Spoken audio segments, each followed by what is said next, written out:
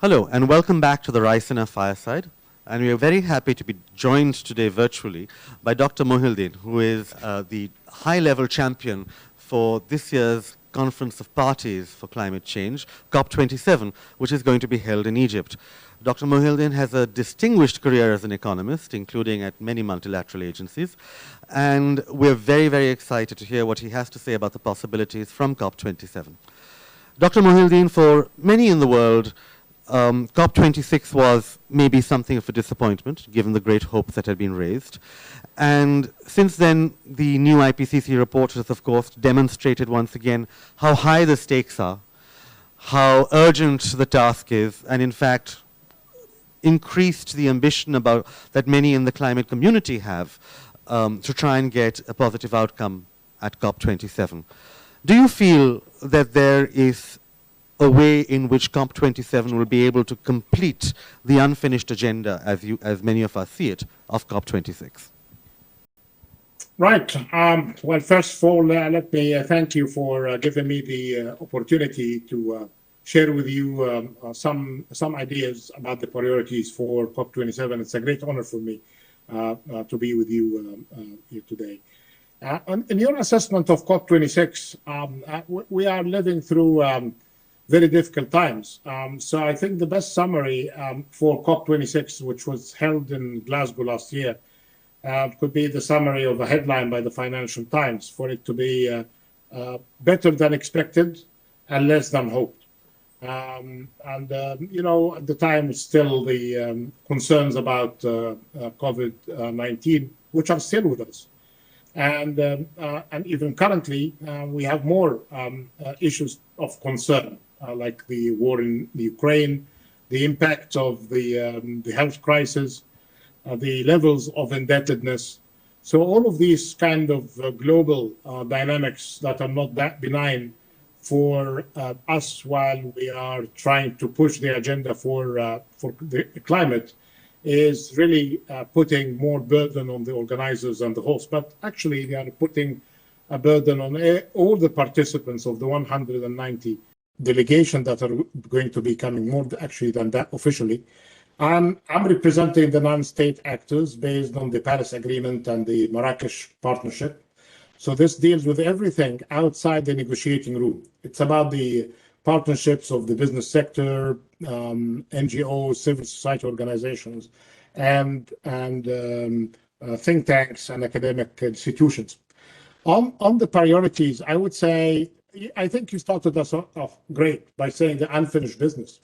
And this is the unfinished business since Paris Agreement on dealing with the challenges of mitigation and lowering the levels of warming. And we're not really on track, as we know from the IPCC report that came out. Actually, we're deviating by 15% from the target of 2030, while it should be reducing emissions by 45%. So the total deviation is around 60%.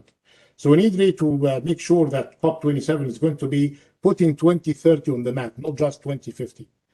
And that will not really happen by just targeting limited targets here and there. First, I would say a holistic approach to climate. As we are concerned with mitigation, we should be adequately concerned with adaptation. The investments in issues related to water management, agriculture sector, coastal areas, and maintenance of the infrastructure, while we should be continuing the work on the decarbonization. The other thing that we need to tackle all of that while we are mindful to the impact, especially in developing economies and emerging markets, on poverty, on job opportunities, on access to electricity. So the best way to handle it, perhaps, is through operationalization of the SDGs, the Sustainable Development Goals, not to limit our work just for a kind of a reduced version of sustainability to mean only climate change. Climate change is essential, and that's why we have our summit. But at the same time, for it to happen, we need to manage the transition properly, to encourage more countries like Egypt and India to do more going forward, and to really make sure that the commitments towards reducing the emissions and decarbonizing are not harmful to inclusive growth and the sustainable development path. And luckily, there are many good examples and thanks to the technology, that we can still do good for ourselves and do well at the same time by having that kind of a balance between inclusive growth and greening the economies and dealing with the climate change challenges.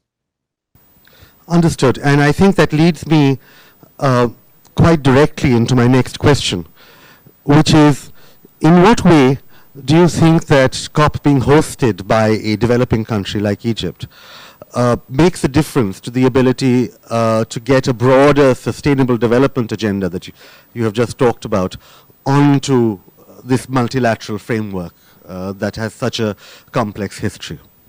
Right. I think if we are to be serious, and I assume that we are all serious when it comes to climate, we need to take three aspects of investment very seriously. I'm saying investment, not more borrowing, because even before COVID and before the Ukraine crisis, developing economies and emerging markets, many of them reach limits of borrowing abroad. So any serious attention to funding needs really to come from investments, partnerships, more FDI, more private equity participation. It's great that we had this commitment back on Copenhagen of the $100 billion, but how much really of it is coming in the form of investments? Even if we believe the figures of that last year, it was better than the previous year of reaching approximately 80% of the figure. And this is an 80% of a figure that is already too low. 100 billion is a drop in the ocean. Quoting one expert from the UNFCCC, saying, well, even multiples of that 100 billion, you put a factor of 10, that's not really going to be reaching out where we want. Energy transformation alone would require something north of $4 trillion worldwide. So here, the only solution is to get the public finance and the comparative advantages of funding from the public purse where it should better, investment in human capital, and investment in basic infrastructure, and investing in digitalization, in addition to investment in resilience. But all of that will not really happen without adequate partnership and leveraging the private sector and the business sector. You and I have heard about the $130 trillion committed by the asset owners and asset managers. And now they are saying, show us a pipeline of projects that could be considered green enough for us to invest in. So I think now it's our responsibility as a host to help all of the participants, perhaps to showcase some of the examples of these projects that each country need really, and I know that India is working on something that we all need to work on the NDCs, the nationally determined contributions. I heard, and I am waiting to see the report on this, that the NDC of India is going to be transformed into an investment plan. Actually, this is the same plan that I heard from Egypt. When they finish their NDCs, they are going to be partnering with some of the investment banks to transform these NDCs into investment projects, investable projects. I'm not even saying bankable projects. I'm saying investable, just to make sure that the money is going to be coming into private equity finance, into business partnership, not in more borrowing, not in more debts. I have to admit, Dr. Mohieldin, that is some of the most refreshing discussion I've had on this subject, at least at the COP level, for quite a while. If that is indeed how we can possibly crowd in trillions of dollars, as you correctly point out that we need, into the areas where climate finance will really make a difference, which are also those areas which have the highest risk profiles, the least developed private financial sectors, it will be an enormous effort. But you have a background as an economist, and would it be fair for me to sort of to end this conversation by saying that the climate change problem has now become a climate finance problem, a global financial regulation problem, that we have something that is akin almost to the financial crisis of 2009, in that it is a failure of finance to transmit and to do its work properly that is causing a crisis that makes us all suffer? Well, I would agree with that, but I would say we need still more investments in research, development, and technology. we are now able, in your country and mine, to have some of the biggest solar plants in the world, because the technology had helped us reducing the cost of production by something like 95% during the last 8 to 9 years. So we need more of that. And we need more reduction of the cost and more ability to scale up these kind of solutions. So technology and science coupled with finance can really do the trick and help us being on this path. Political leadership is very much required, and some sort of good coordination in managing the transition would be very much needed as well. But you mentioned two important things I need to end by them. You mentioned risk profile and you mentioned regulations. The risk profile in developing economies could be, the perceived risk profile could be much higher than the reality. So a call through you and this discussion that we have together is basically for those business leaders around the world, and in their partnerships, they need really to check the risk and the return. And they would find that there are many good opportunities. Yes, the risk is there, but the opportunities are high. And they may need some sort of de-risking while they are doing it in some countries for the first time.